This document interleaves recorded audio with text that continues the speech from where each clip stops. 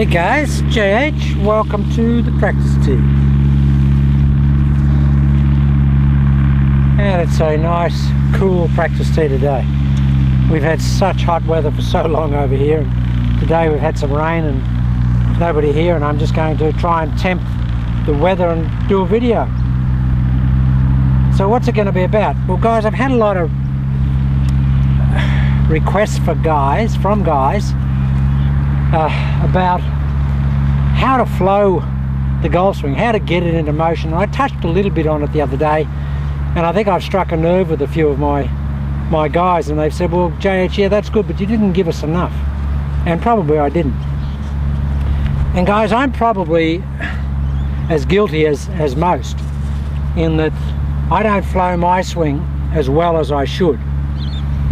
And by flowing it, I mean something along the lines of a Sam Snead or a Jimmy DeMerit, those type of guys that really did let the golf club dictate what their body was going to do in the golf swing, because the sheer momentum of the head of the golf club pulled them into position to hit the golf ball.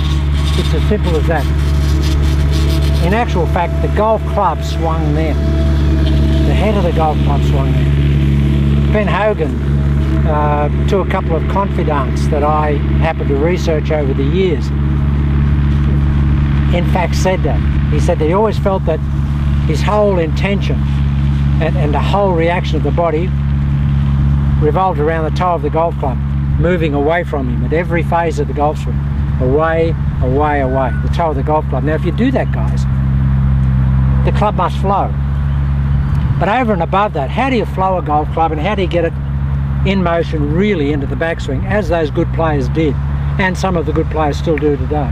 There's not as much flow motion today. It's more, the teaching revolves around today, in my opinion, too much around positioning the golf ball, the stations of the golf ball, club, setting the golf club in certain positions and phases in the golf swing. No natural flow or mobility in the golf club.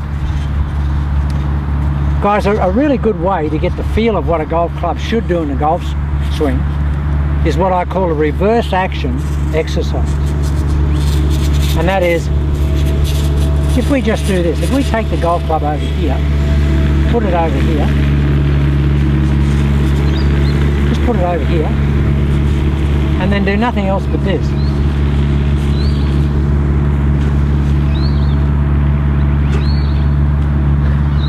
Pretty simple, pretty easy, isn't it? And I promise you, that process there, that pure unadulterated momentum of the golf club will take the body through all the required positioning and balance, positioning of the body components and the balance factors required to hit a good golf shot. You know why? Because the brain knows how to do it. It has an innate, an inherent capability to control our balance against forces, particularly in the vertical condition. Now guys, look at this, look.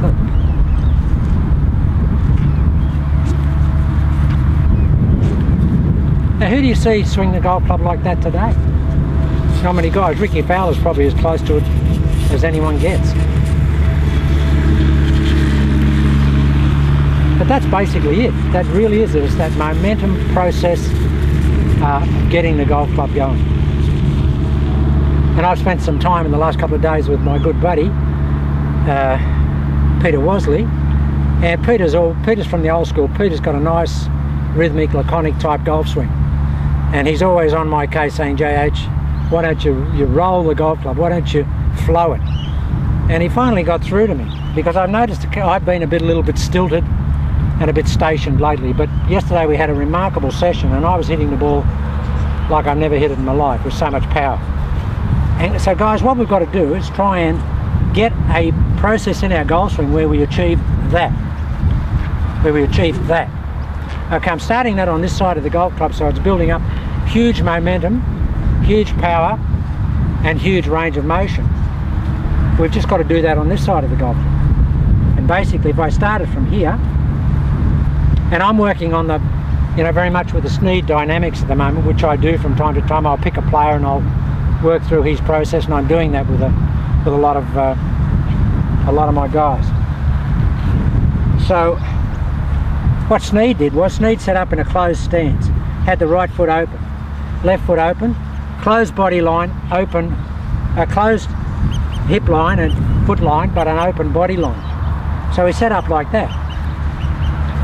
But he let everything flow into that, to that closed foot line position in here. Had the best turn in the history of golf. No one turned their body like Sam Snead. So he basically did this. And guys, when I do that, and that's a bit exaggerated, but if I can blend a bit of that into my golf swing, like I did yesterday, the results are amazing and the power factor comes up so much. I think I had probably, and my buddy Pete's just turned up here and he'll probably confirm that, I probably had 25% more power yesterday. Some of the shots I was hitting were ridiculous, like 2 clubs longer with my irons, probably 30 carry with my driver, 25 to 30 carry with my driver. Now, I haven't hit any shots today, guys, but I'll just hit this 5-iron here. I'll just hit one out here with this flow, and I'm going to try and flow the golf club like this. That's what I'm going to try and do. I'm going to waltz to the right, waltz to the left. And remember, Snead swung at the tempo of a waltz. JH tends to swing at the tempo of the foxtrot or the rumba.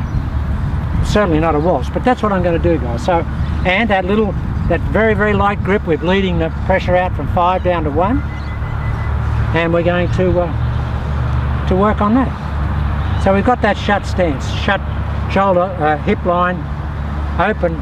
This is only for Snead. I don't play that way myself. I play shut to shut with both shoulder lines. And I'm just going to try and take it into that right side.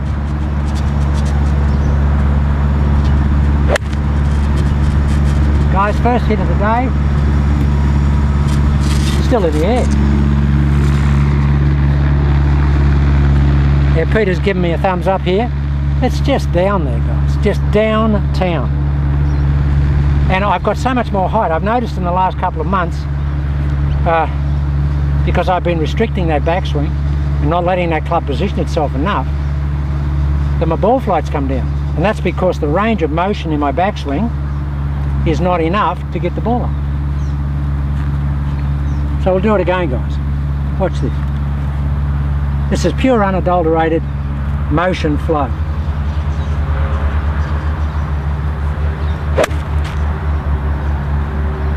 Now it's right on top of the other golf ball. Well, it's missed the other golf ball by a foot. Now I've got 2 thumbs from Pete. That's missed the other golf ball by a foot. First 2 swings of the day.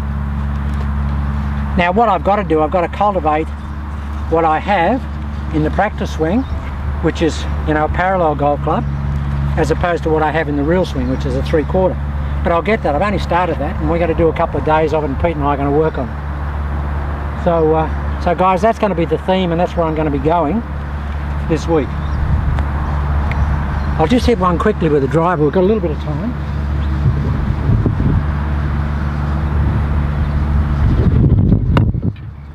We haven't tried this yet with the driver, so this is live television, and this is the first attempt at it. But I've got my scrutiny here, Pete, and we'll just give you a score out of 10. Here we go.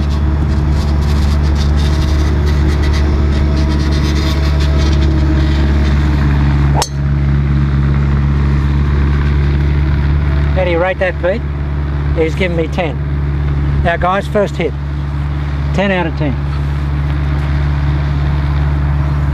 This is good stuff, guys. This is very good stuff. And you can do it. Don't get bound up.